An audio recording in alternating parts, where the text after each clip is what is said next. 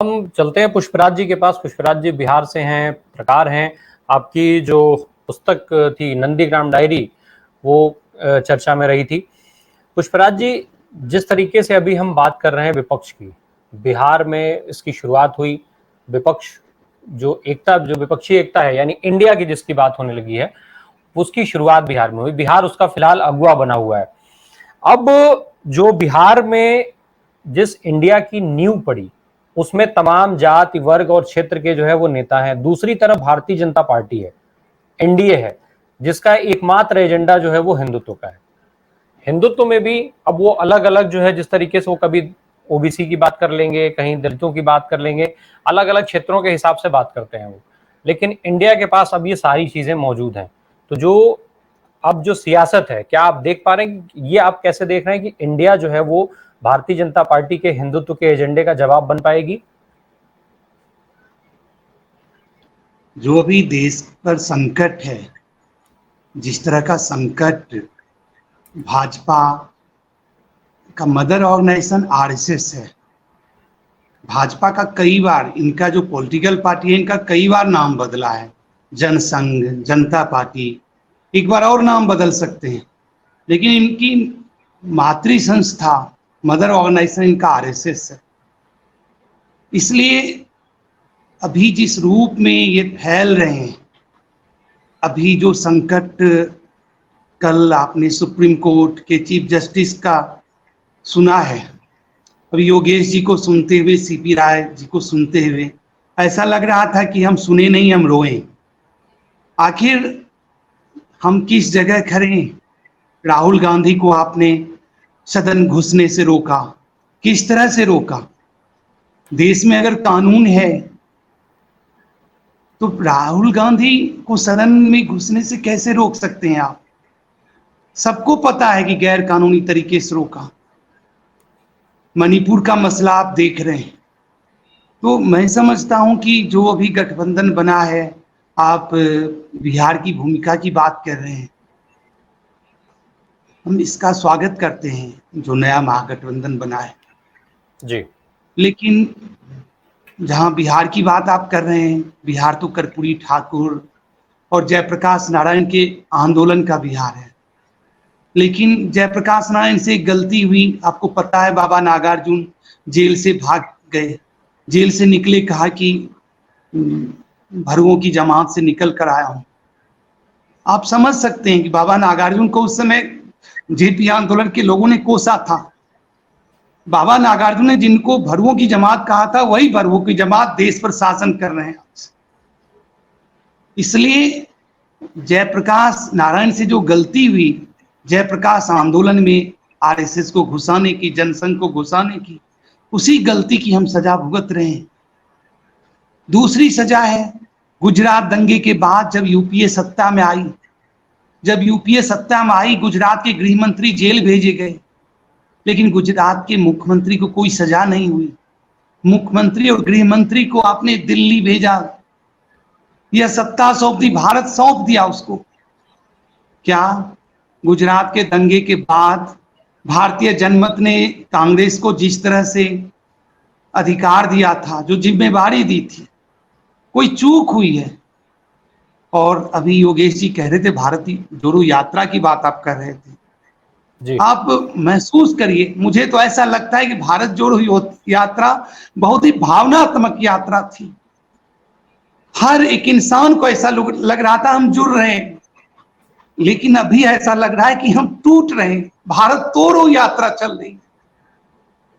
तो भारत जोड़ो यात्रा के खिलाफ एक भारत जोड़ो तोड़ो यात्रा चल रही है, और यह सियासी ताकत है जो भारत को तोड़ने की कोशिश कर रही है।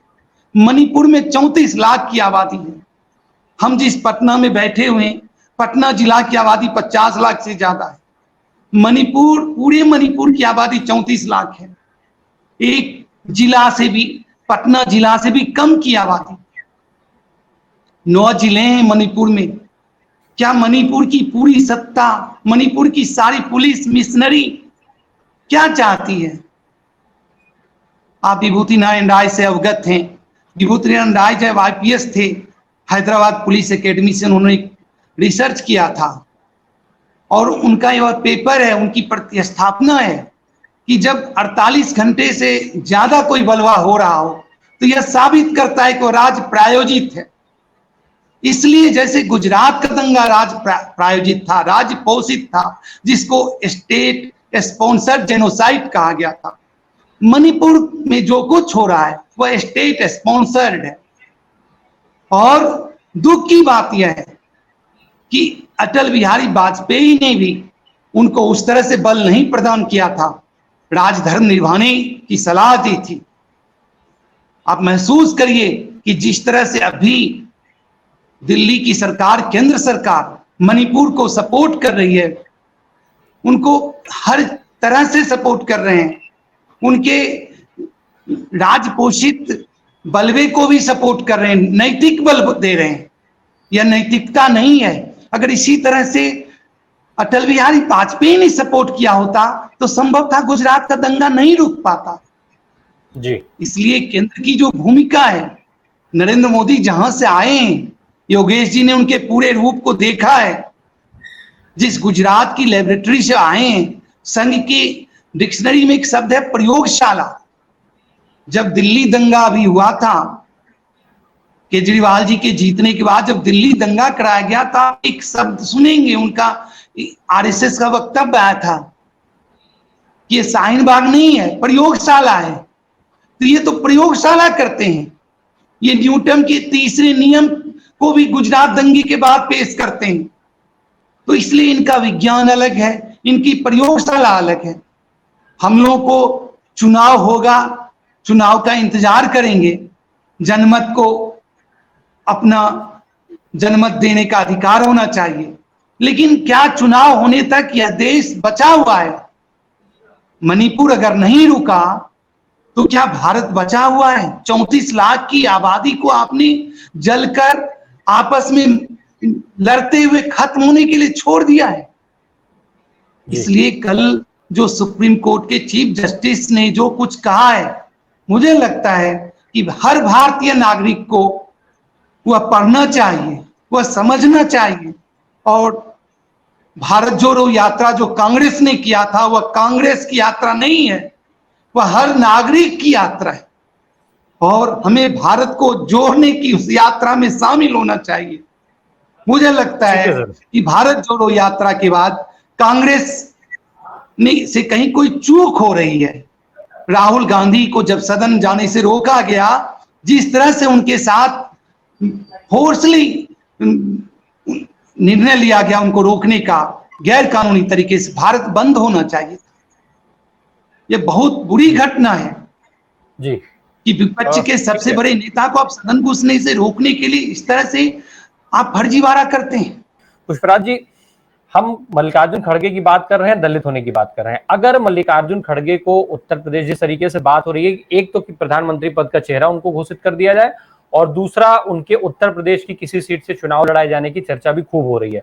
अगर ये, और उसके पीछे जो कारण है वो ये कि कहा जा रहा है कि उत्तर प्रदेश में जैसा दलित के आंकड़े हैं वो नंबर्स खूब हैं, वैसे ही बिहार में भी है, और फिर इसके साथ साथ पश्चिम बंगाल, राजस्थान और ये तमाम में एक पॉजिटिव मैसेज जाने की बात हो रही है। क्या आपको लगता है कि अगर ऐसा कोई निर्णय पार्टी लेती है, कांग्रेस पार्टी की तरफ से होता है, तो उसका असर दिखेगा उत्तर प्रदेश, बिहार, पश्चिम बंगाल, राजस्थान, मध्य प्रदेश, इन सब प्रदेशों में भी? कि खड़गे जी की भूमिका अच्छी है सदन में और सदन से बाहर अच्छी है, लेकिन कांग्रेस को भारत जोड़ो यात्रा से जो प्रभाव हासिल हुआ है उसको समझना चाहिए, उस प्रभाव को आगे बढ़ाना चाहिए। कांग्रेस पार्टी सिर्फ चुनाव की पार्टी नहीं है, कांग्रेस पार्टी तो राष्ट्रीय स्वतंत्रता संग्राम की पार्टी है, और अभी राष्ट्र की रक्षा की पार्टी बने कांग्रेस पार्टी, चुनाव से पहले उनको जनता के बीच, लोगों के बीच अपनी सक्रियता और बढ़ानी चाहिए। खड़गे जी का व्यक्तित्व आकर्षक है, खड़गे जी जिस खास वर्ग से आते हैं उसका भी आकर्षण है, लेकिन कांग्रेस को जो भी राष्ट्र में संकट आ रहा है, कांग्रेस के सामने जो संकट है वो राष्ट्र का संकट है, राष्ट्र को बचाने का संकट है। ऐसे समय में कांग्रेस को वही भूमिका लेनी चाहिए जो कांग्रेस गुलाम भारत में राष्ट्रीय आंदोलन में कांग्रेस ने ली थी। यह समझना चाहिए कि अगर आपकी अभी संसद सदस्यता जा रही है, कांग्रेस के लोग हजार हजार उनको लोगों को तैयार करना चाहिए कि वे पूरी तरह से सड़क पर रहें। और जिस तरह से कांग्रेस ने एक शहादत का संघर्ष रचा, राहुल गांधी के एक शहादत की परंपरा विरासत से आ रहे हैं, इसलिए कांग्रेस में जो कुछ भी एक अंतर्द्वंद है, मणिशंकर अय्यर, दिग्विजय सिंह, तमाम लोगों को लेकर जिस तरह से कुछ चीजें हैं, अंतर्विरोध हैं, वह अंतर्विरोध और अंतर्द्वंद समाप्त होना चाहिए। कांग्रेस को और मजबूत तरीके से राष्ट्र का नेतृत्व करना चाहिए, सिर्फ कांग्रेस का नहीं, राष्ट्र का नेतृत्व करना चाहिए।